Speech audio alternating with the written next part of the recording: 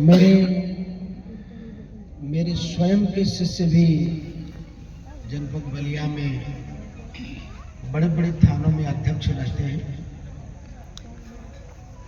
मगर दुर्भाग्य से मेरे खुद के शिष्य होकर के भी सस्पेंड होकर बैठे हुए हैं।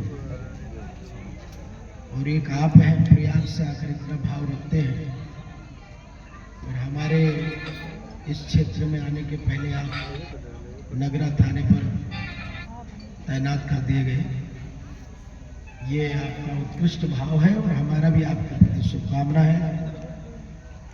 मैं आज नवापुरा, कुछ लोग नवपुरा भी बोलते हैं, पकवाईनार क्षेत्र में रामित के निमित्त उपस्थित हुआ हूँ। बड़ी प्रसन्नता है कि समस्त गांव के प्रत्येक शिष्य परिवार के प्रतिनिधियों ने बड़े ही हर्षोल्लास के साथ में स्वागत सत्कार के रूप में मुझे रिसीव किया। और नवापुरा गांव के सभी माताएं देवियां भी कहीं न कहीं से हम सबके आगमन पर अपनी जो पावन भावनाएं हैं वो उनकी अभिव्यक्ति उनके दीपकों से और अक्षत पुष्पों से हमें आभाषित कर रही हैं। मैं बहुत शुभकामनाएं देता हूँ। सारी प्रसन्नताओं के बावजूद भी मैं जो व्यक्तिगत रूप से महसूस करता हूँ, इतने अच्छे कलाकार यहाँ पर जिन्होंने गुरु वंदना गाई है। मैं रविंद्र जैन को सुना, अनूप जलोटा को, मैंने हथियाराम तक रविंद्र जैन जी को कई बार बुलाया। अनूप जलोटा ने मेरे यहाँ गाया, मेरे अनुराधा पोंडवाल गा के गए। और लोकल कोई ऐसा सुपरस्टार गायक नहीं जिसने न गाया हो। भरत शर्मा हो, मनोज तिवारी हो,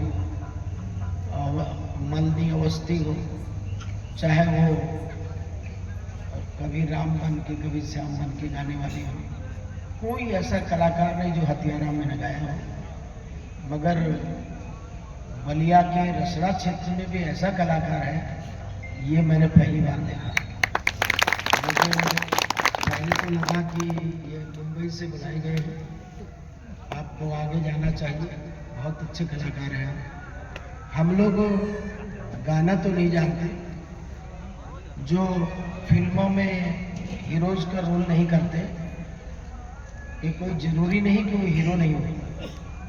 फिल्मों में जो कुछ भी होता है उसके पीछे कहीं ना कहीं से डायरेक्टर की भूमिका होती है। तो हम लोग समझते हैं कि आप क्या गा रहे हैं।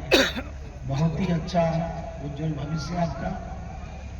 और हमारे जय साहब अरविंद सिंह जी, जब से मैं बलिया जनपद, मऊ जनपद में कदम रखा, तब से ये मेरे साथ साथ चल रहे हैं।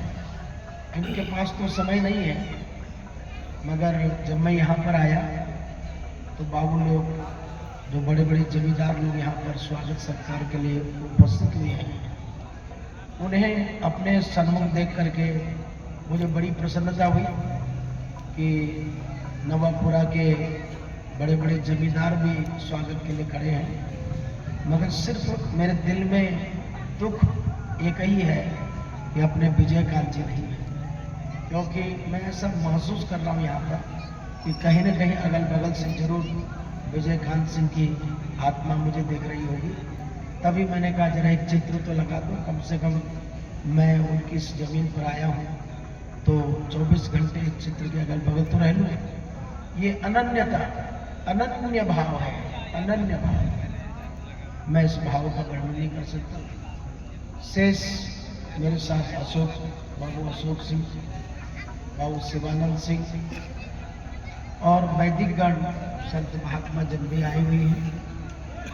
और उनके गांव से बाबू लोग काफ़ी, जैसा कि हम लोगों ने अध्ययन किया कि भगवान ऐसा भाव जैसा कुड़सर के लोगों में देखने को मिलता है, भगवान करे हर गांव में ऐसा ही भाव मिले, तभी इस गद्दी का सम्मान होगा, तभी हथियारा मठ का उत्कर्ष होगा। और मैं कहा करता हूँ, गुरु कठोर तप कर सकता है, वो भगवान को भी प्राप्त कर सकता है, परंतु राम को अपने भजन के प्रभाव से प्राप्त किया जा सकता है, मगर नाम केवल शिष्य समाज करता है। जैसे समर्थ रामदास जी को कौन जानता था, विश्वामित्र ऋषि को कौन जानता था, गर्गाचार्य जी को कौन जानता था, गुरु द्रोण और कृपाचार्य को कौन जानता था, परशुराम को कौन जानता था। पितामह भीष्म नहीं होते, परशुराम नहीं जाने जाते, छत्रपति शिवाजी नहीं होते तो समर्थ रामदास को कौन जानता, प्रभु श्री राम नहीं होते, विश्वामित्र वशिष्ठ को कौन जानता, कृष्ण नहीं होते, गर्गाचार्य को कौन जानता। मैं ये कहना चाहता हूँ कि जब जब दुनिया में गुरुजनों का नाम हुआ है, उसके पीछे सिर्फ और सिर्फ उनके कृपा पात्र शिष्यों का ही हाथ रहा है।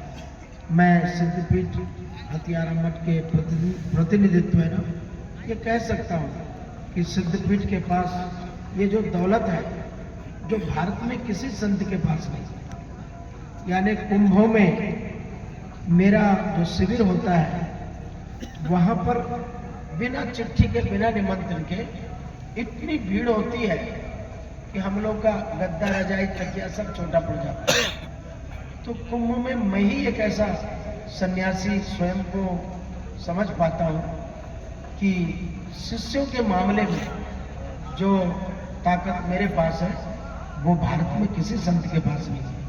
फिर भी मैं बिल्कुल सामान्य रूप से रहता हूँ, कभी वो संगठन में नहीं रहता, कभी मैं अपने शिष्यों की ताकत को लेकर कभी मैं बाहर उसे व्यक्त नहीं करता।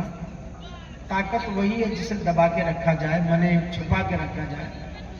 तलवार जो काटने वाली होती है ना, वो मियान के अंदर होती है, और गोली जो लगती है वो बंदूक के अंदर होती है, अर्थात उसे खोल के नहीं रखा जाता।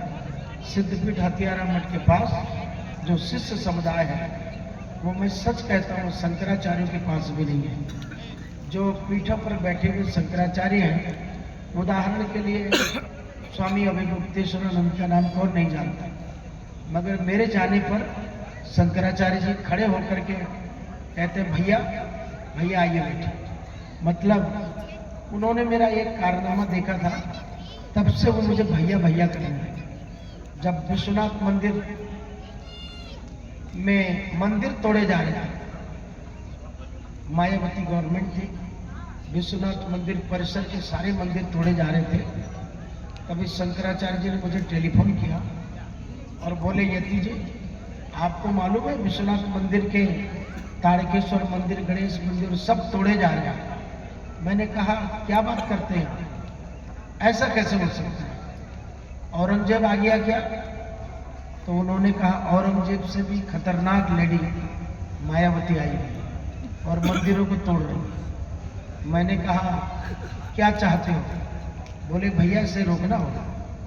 उस काशी में 40 लाख लोग रहते हैं, विश्वनाथ मंदिर में एक से एक पदाधिकारी, एक से एक पंडा और पुजारी रहते हैं, मगर किसी ने उफ भी नहीं किया। अकेला काशी 100 नागाओं को लेकर के, वही जो कभी राजतंत्र में हुआ करता था कि एक राजा 100 शेरों की टुकड़ी लेकर टूट पड़ता था, मैंने ठीक वही किया।